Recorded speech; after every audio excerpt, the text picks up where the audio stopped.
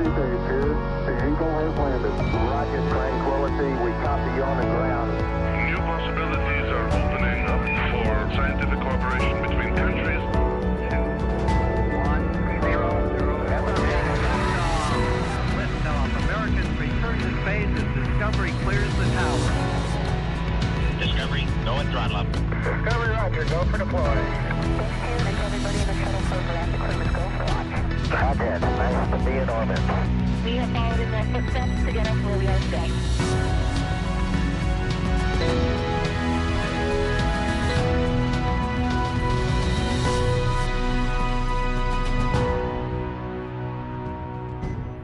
Well, good morning and welcome to the Kennedy Space Center. It's another great day at America's premier multi-user spaceport as we get ready to make history once again. With the successful test flight of the Crew Dragon on the Falcon 9 that safely delivered Bob Behnken and Doug Hurley to the International Space Station and brought them home safely, it set the stage for the Crew 1 mission tomorrow afternoon. This is the first flight under contract, the crew rotation mission with SpaceX to the International Space Station. This is truly a new era of human spaceflight, and I couldn't be more pleased with what the NASA and SpaceX team has accomplished. It's truly an exciting time. It's great that we're flying crews on a regular cadence once again from here at the Kennedy Space Center to space on U.S. rockets. It's also great that we're doing it with our international partners, and we've got Soichi Noguchi from Japan on board. I couldn't be more pleased with what this team has accomplished, and I'm truly proud and humbled to be a part of it. It's my pleasure now to introduce our NASA Administrator, Jim Bridenstine. Through his outstanding leadership and advocacy for the commercialization of low Earth orbit, the commercial crew program, and the transformation of the Kennedy Space Center to a multi-user spaceport have become reality. Please welcome a great American to the stand, our Administrator, Jim Bridenstine. Thank you.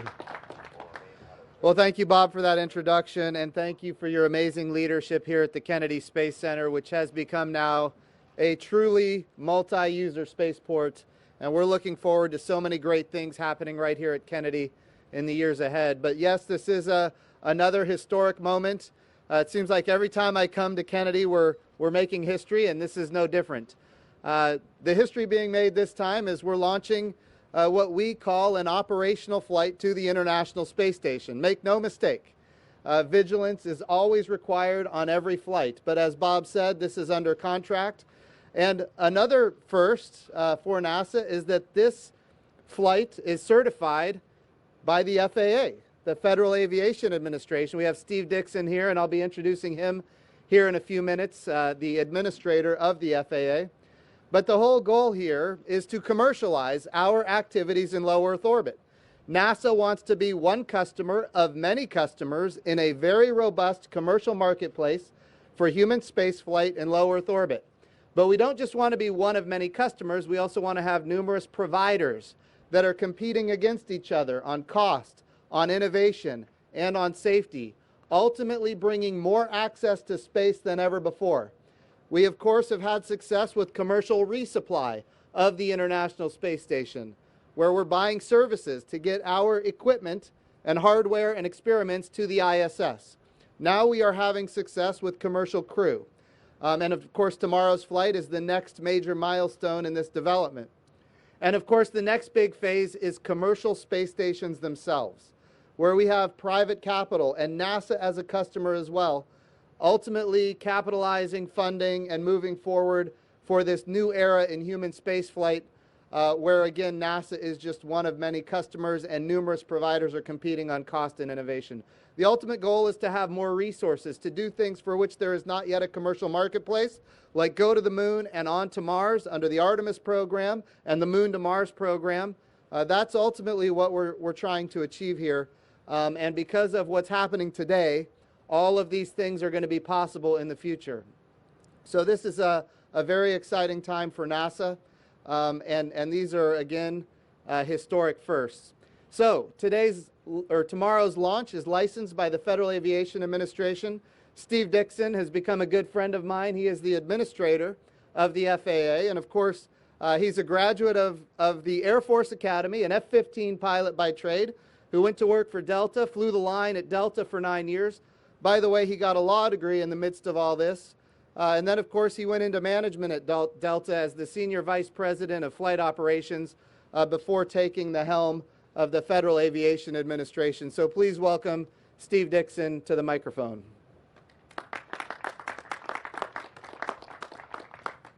Thanks, Jim, and it's really a pleasure. Appreciate your hospitality today at Kennedy Space Center along with Bob. It's an honor to for the FAA to partner with NASA and SpaceX on the first operational Crew Dragon launch. You know, this is what happens when you add a drop or two of rocket fuel to ingenuity.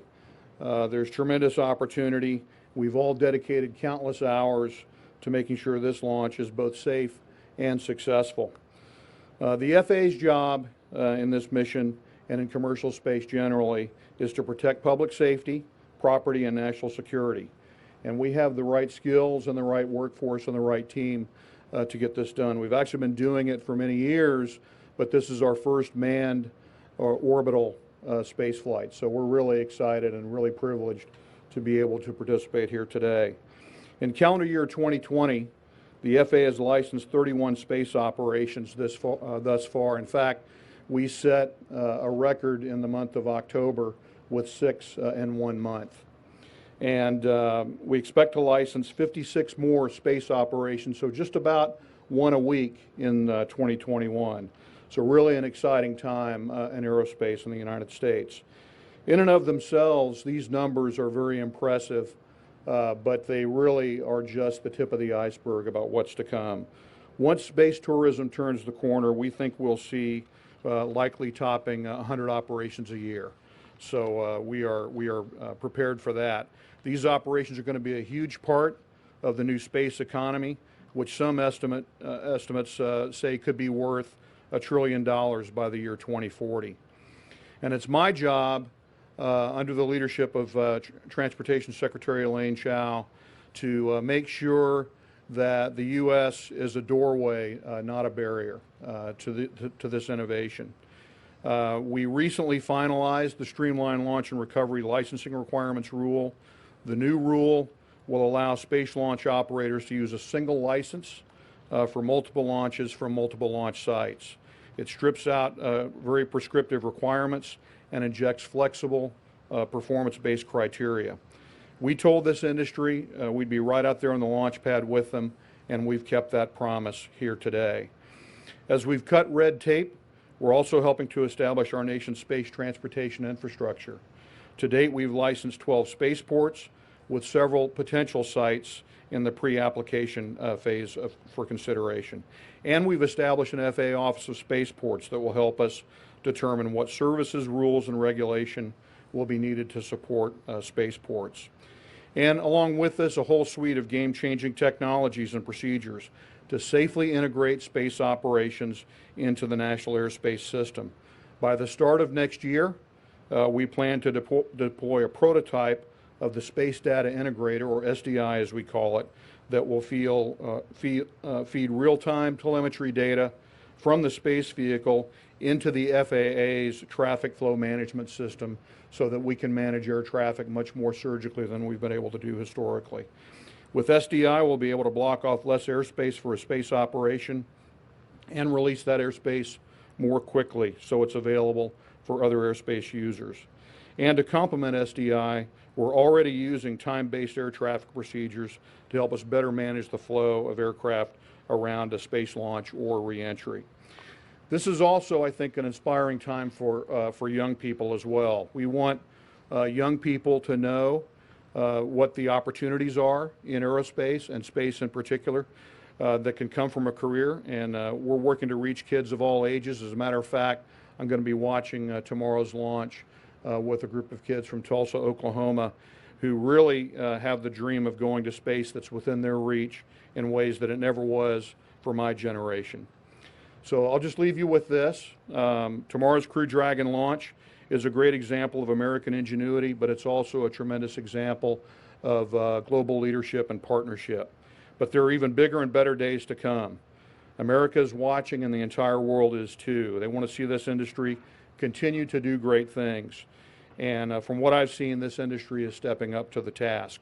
And to that point, it's my privilege now to introduce Hiroshi Sasaki-san, who is the Vice President of JAXA. Thank you.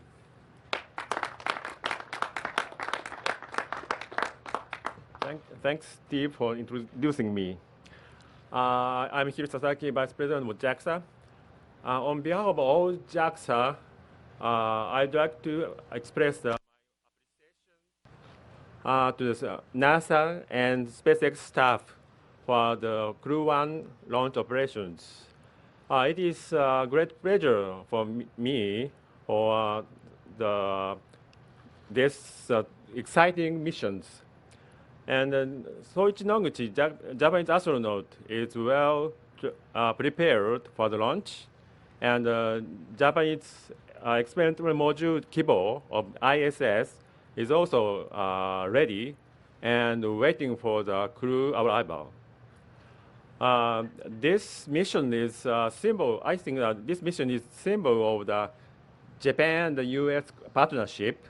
And we want to go together to the ISS and Moon. I'm looking forward to the launch tomorrow, and I wish you a successful launch. Thank you. And I'd like to introduce Sanita Williams, NASA astronaut, and very famous even in Japan. Thank you, Sasaki-san. It's so great to be here in Florida. I'm so excited to see our friends launch tomorrow. Mike, Victor, Shannon, and Soichi. It's just going to be awesome to see them get to the International Space Station and be up there working for the next 6 months. You know, the Commercial Crew Program with Boeing and SpaceX has just been spectacular. Watching the innovation from both companies has been amazing. I'm specifically looking forward to seeing them live up there because our crew, my crew, is going to be the complimentary crew on this Boeing Starliner probably at the end of next year. So this is an exciting time for all of us, watching them pave the way so that we can do low Earth orbit with Commercial Crew, and then we can move on to the next big steps. With that, I'm going to introduce one of the newest astronauts in the newest class of astronauts, Johnny Kim, who is going to be leading that exploration charge. Thank you.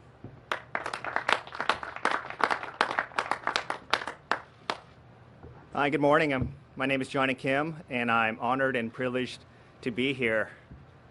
It's crazy to be thinking about what we're going to be doing tomorrow. It's hard to imagine how far we've come.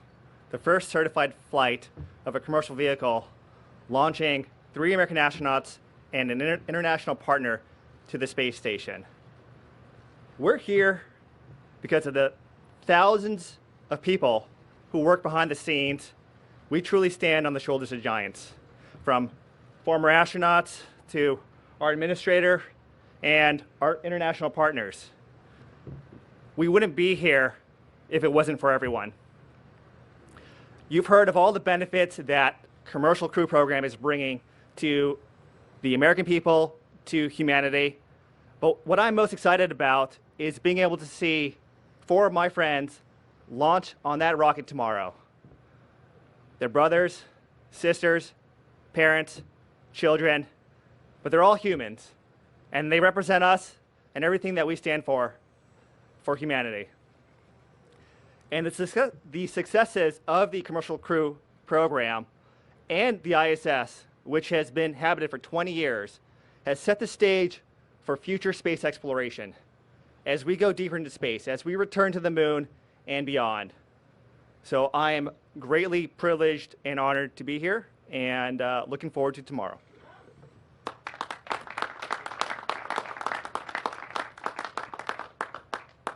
Now, thank you. We'll start taking questions from reporters. Please, 1 question per reporter. And our focus is on Crew 1. Any question other than Crew 1, we'll be happy to take it after this press conference. Our first question. Hello, Marcia Dunn, Associated Press for Mr. Bridenstine. Elon Musk has been tweeting this morning that he's not feeling so good, and some of his COVID tests have come positive, some are negative. What's he telling you personally, and are you going to allow him to be in launch control or crew quarters even if his next test comes back positive? I mean, negative. Sure, sure. So I talked to Elon 2 days ago before this news came to be. I'll tell you, when somebody tests positive for COVID here at the Kennedy Space Center and across NASA, it is our policy for that person to quarantine and self-isolate. So we anticipate that will be taking place. And, you know, we're looking to SpaceX to do any contact tracing that is appropriate. And then, of course, if there are changes that need to be made, we will look at those. But it's very early right now to know if any changes are necessary at this point. We just don't know. Hi, Lauren Gresh with The Verge. My question's for Jim. Crew 1 comes at a very transitional time for our country, and as we prepare for a new administration, I'm curious, what are your hopes for the Commercial Crew Program, the future of human spaceflight at NASA, and how do you plan to work with any successors that to ensure a good future for the program? So when we think about the Commercial Crew Program specifically, and I've said this a lot, we are exceptionally grateful to the leadership of Charlie Bolden and his commitment going back many years, and then of course Robert Lightfoot and then the leadership that I've had. So this is a program that has spanned multiple administrations, and I have always said, and I will continue to advocate for NASA creating sustainable programs. That's what we look for, and that's something that I think we are achieving with the Artemis program. We have seen now bills in the House and in the Senate receive strong bipartisan support that fund the human landing system for the moon, that fund the Artemis program, and the things that we need to do to achieve what we would say sustainable programs. We're thinking about programs that last not just decades, but even a generation. I would like to see, you know, a day when my children are my age and we have people living and working on the moon and in fact on Mars. So to achieve that, we're gonna need to have strong apolitical bipartisan support. We have worked for that day in and day out since the day I came to NASA. That was my commitment.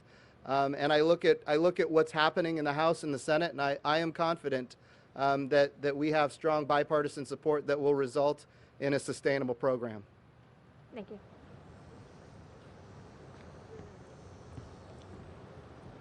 Hi, this is for Jim. Rachel Joy with Florida Today. Wondering if you could briefly kind of talk about the Falcon 9 engine issue that started with the GPS-3 mission when it had that last second abort, and how that played out in terms of engines being swapped out on GPS-3, Crew 1, and Sentinel-6, and how many ultimately are being swapped out across all 3 rockets. So I'll address your question kind of big picture, but I would refer you, we're having a flight readiness review, and then we're going to have a press conference after that, and I would refer those questions to the press conference after the flight readiness review. But I will tell you, when we think about the commercial program itself, and I said this earlier, remember what we're trying to achieve. NASA wants to be one customer of many customers in a very robust commercial marketplace. One of the benefits of that is that when the Air Force or the Space Force or a commercial communication satellite launches, we're going to get data and information about the engines on the Falcon 9 rocket, about the performance of the avionics systems, etc. And so each one of these missions is actually very informative for what we're trying to achieve as an agency. So that is in fact what I think is so magnificent about the Commercial Crew Program in general. I would say, you know, when we go back to the shuttle era, every flight was a human flight, and every flight was in fact a NASA flight. And in this case, we've got commercial flights, as Bob Cabana has done. He's turned this facility into a multi-user spaceport where we have all of these different entities using these commercial vehicles, including now NASA, so we can get benefits from all of these other launches. So I'll leave it at that, but I would refer you, the flight readiness review is is going to be happening today, and at the conclusion there will be a conference, and certainly that's a question that I would refer to them. Yeah. Hi, it's Chris Davenport from the Washington Post for Jim. You touched on this in your opening remarks, but there's a lot of talk about this being the beginning of operational flights from U.S. soil, regular flights with crews to the space station. But the fact of the matter is that Crew Dragon's only flown a couple of times. Can you talk, please, a little bit about what you're doing to ensure that it's safe? It seems to me that this is a test mission still in a lot of ways. Absolutely, Chris. So when we think about flights to space, they are all, we take all of them with great precaution. We take them very seriously. And every bit of attention to detail that we have on a test flight, we also have on operational flights. That being said, I've also said, we learn from every single flight, whether it's operational or a test flight. But here's the thing, we're launching 4 astronauts, 3 American astronauts, a Japanese astronaut. They're going to the International Space Station for a period of 6 months to do very real and serious work on behalf of the American people and on behalf of humanity at large.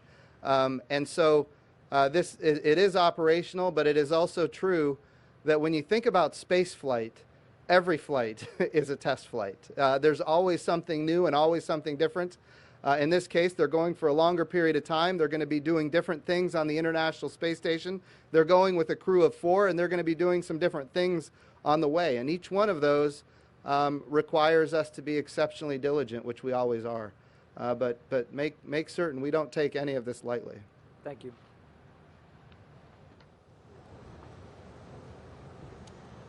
Good morning. I'm Melanie Holt, WFTV, and this question is for the administrator. I'm just piggybacking on an earlier question, really.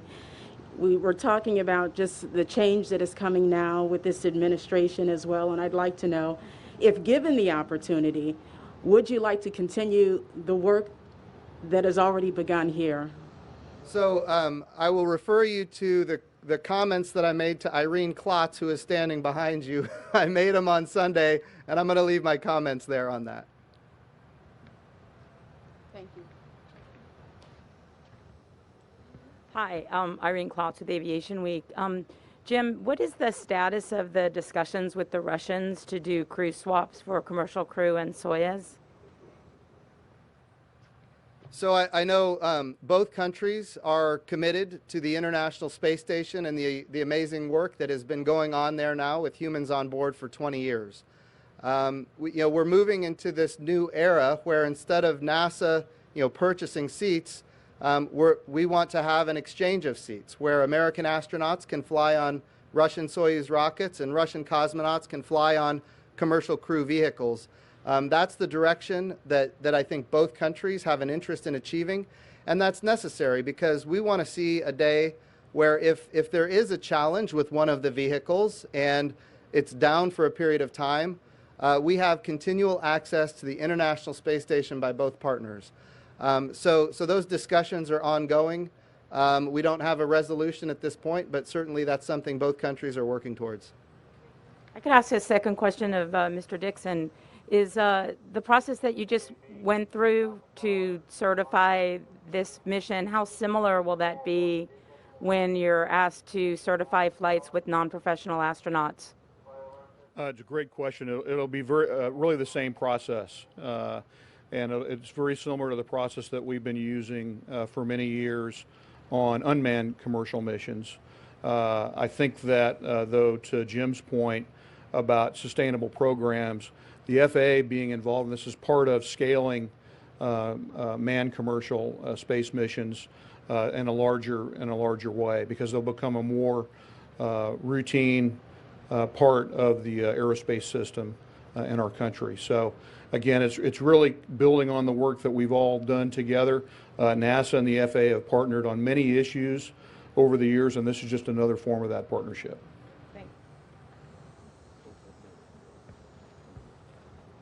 Hi, Stephen Clark from Spaceflight Now. If I could ask two, please. First, for Administrator Bridenstine, wanted to get your response to the appropriations bill in the Senate that provides about $1 billion to the HLS program, less than a third of what the administration requested.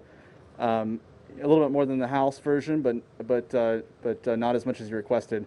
Just wanted to see how that whole process is going to affect the HLS procurement and 2024 for Artemis. And for Sonny Williams, what's the latest you're hearing from the Boeing team on Starliner and when those test flights may be, OFT-2 crew flight test, and when you're going to fly, and what's driving the schedule right now? Thank you. Great questions, both. I'll tell you, when it comes to the bills that we've seen in the House and the Senate, first of all, we currently have enacted a $600 million appropriation for a human landing system, which was done with bipartisan support in both the House and the Senate, and has now resulted in 3 contractors being contracted to develop the human landing system. So that, I want to be clear, that is something that has not happened since 1972. So we are exceptionally grateful for where we are right now because of the bipartisan support we've had from the House and the Senate. And I would say when we look at what we're looking for 2021, number one, the House has again passed a bipartisan bill that funds a human landing system at $600 million. The Senate has passed a human landing, or they haven't passed it, but they have now presented a bill that has the human landing system funded at $1 billion. Again, strong bipartisan support in both chambers, very, very positive for the creation of a sustainable program, which of course is our highest priority. We've been through times in the past, the Vision for Space Exploration, where we have plans to go to the moon and they get canceled. The Space Exploration Initiative, we have plans to go to the moon and they get canceled. That's why this bipartisan apolitical support is so important. And I'll tell you, I'm very grateful for the fact that as hard as we have worked to achieve it, we now have that. Now, is it everything that we requested in the budget request? The answer is no, and you know that. But I will also tell you that the process is ongoing. There's a bill in the House. There's now a bill in the Senate.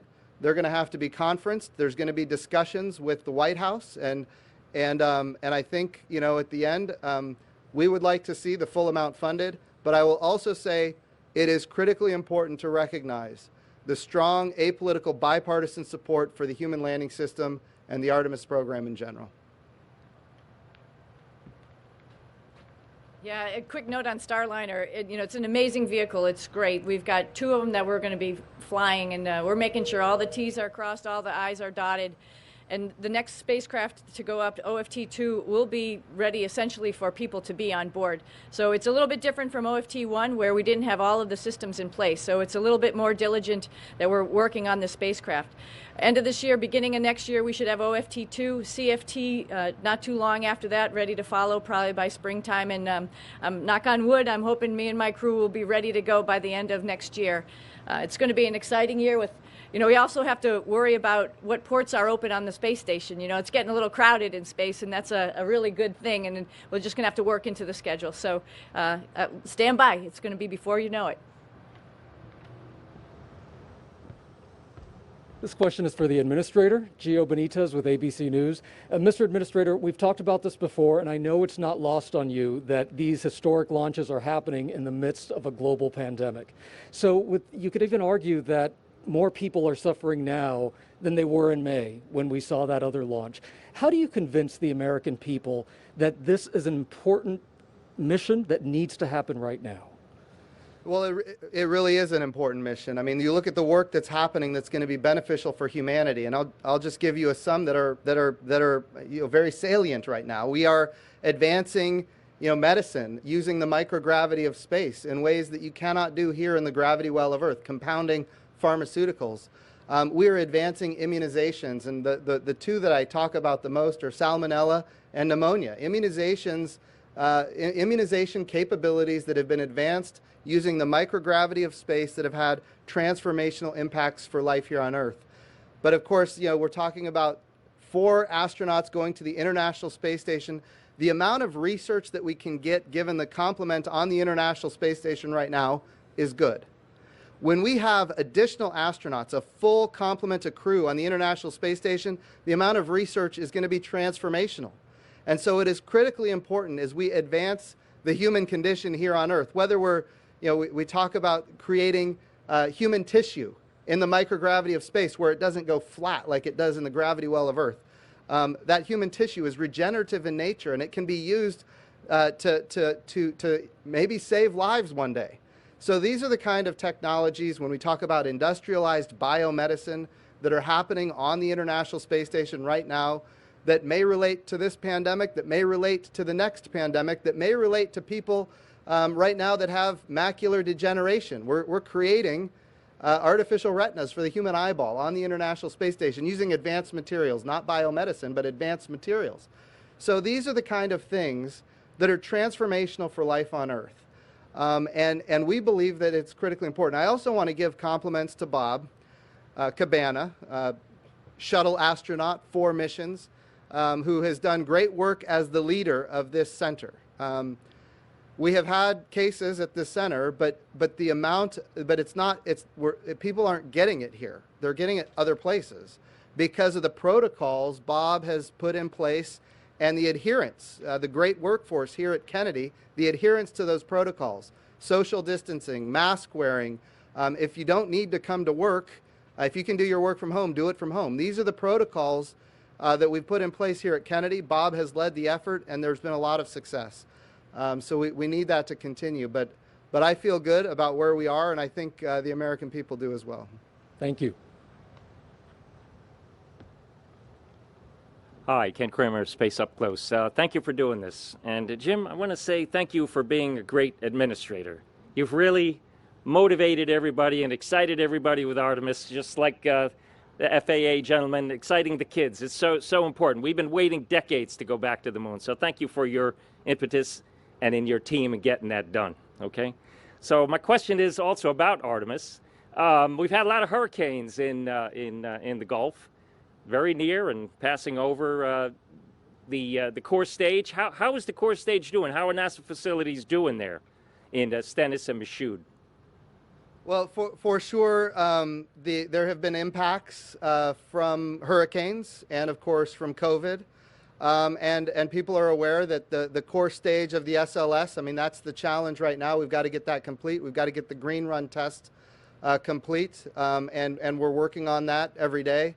And the reason we do the green run test, we go through every system and every subsystem, and we test all of the limits to make sure all of the margin is, and we're going to find things. And when we find things, we're going to get them corrected. Remember, the SLS rocket is not, it is a test vehicle, but it's going to the moon. That rocket is going to fly to the moon. Well, I'll say this, it's going to launch Orion and the European Service Module to the moon. And so we have to make sure we get it right. And when we get this first one right, you know, the second SLS is going to launch American astronauts around the moon. So this is a program that is on the 5-yard line, and we're very excited about getting the test complete, getting the core stage here. You know, yesterday I was at the VAB, the Vehicle Assembly Building, and the solid rocket boosters are there, ready to be integrated. They're not in the Vehicle Assembly Building now, but they're in the processing facility. But they're here at Kennedy. You know, we saw, you know, the Orion crew capsule is ready and tested. The European Service Module is ready and tested. The adapters and the fairings, everything is ready. We just got to get that core stage here. You know, we saw just recently the mobile launcher roll out and then roll back in. And yesterday I saw it in its completed form, and it's beautiful. Bob told me that would not be what holds us up, and so far he's been right. So there's a lot of positive things happening, and we're very excited about getting that first launch done. As of this point, the November date of 2021 for that first launch has not changed. We had margin in that schedule. But I will also tell you that that with COVID and the hurricanes and some other things, that margin is gonna slip. So right now we're holding to that schedule. Is that going to stay that way? It depends. I mean, as time goes on, we're gonna learn more about how these impacts are affecting us. Thanks. Could I ask one more question about COVID? If there's any research on the ISS directed towards COVID, or have you been contacted by the vaccine companies at all where the ISS could assist in that research? Thanks. Not on the vaccines per se, but I will tell you, you know, when the pandemic first began, we had great folks at the Jet Propulsion Laboratory, which is one of the NASA centers at Caltech University. And when they had to stop work on some projects because of COVID, they went to work in their own homes, and they created a ventilator that uses none of the parts that come from the other ventilator manufacturing capabilities. That ventilator has now been licensed to a number of companies for mass manufacturing if and when needed. I will tell you that the way we make sure that we protect planets when we fly robots to other worlds, that's basically with a fog, and we make sure that we don't take any microbes to any other worlds.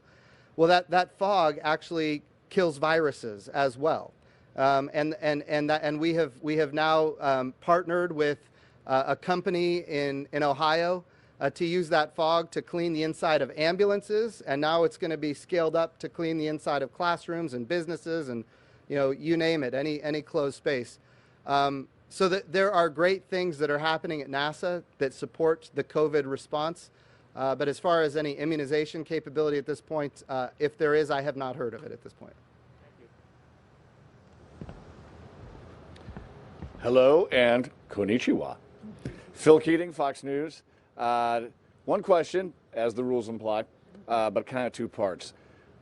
Have any technical issues at all arisen on Launchpad 39 with the Crew 1 stack, and after the splashdown of Demo 2 and all the analysis post-splashdown, was it basically concluded that was a flawless launch and mission?